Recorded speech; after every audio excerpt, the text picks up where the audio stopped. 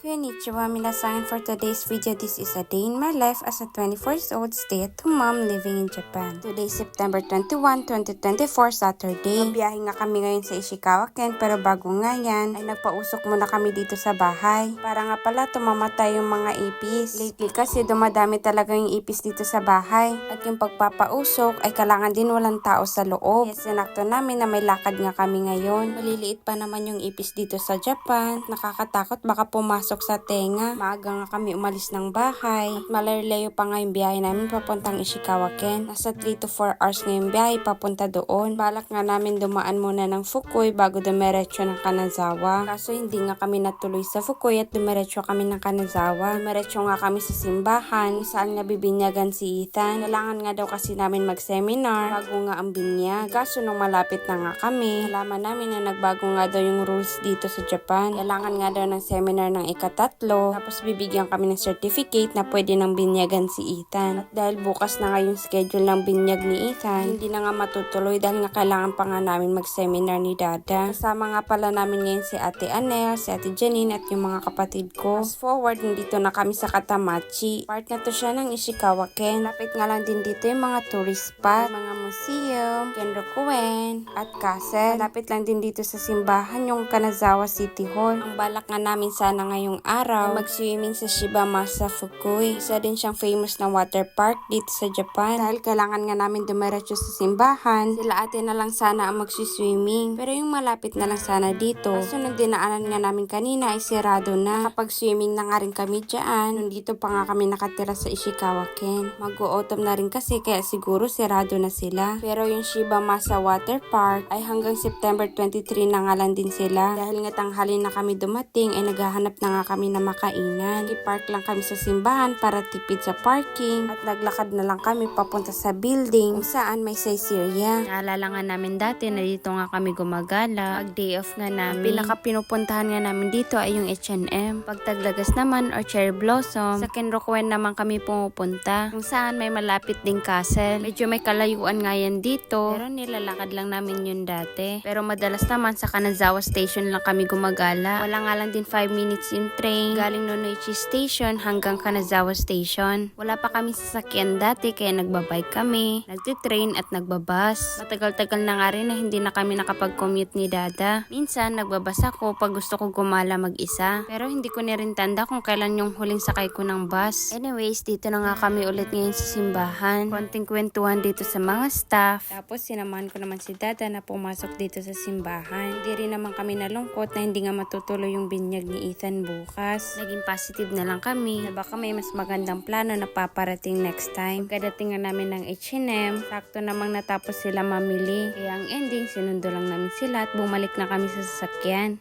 Pagod na nga rin si Ethan sa mga oras na to. Gustuhin ko pa nga sanang gumala kami kaso hindi nga maganda yung panahon. Kaya ito, nagpatid na kami sa bahay nila mama para magpahinga. Kami nga lang din tatlo bumaba nila Dada at aalis nga sila ulit papuntang Chubata. Nasaktuhan pa yung pagpunta namin dito na may bagyo. Kaya sunod-sunod nga yung pag-ulan ngayon dito.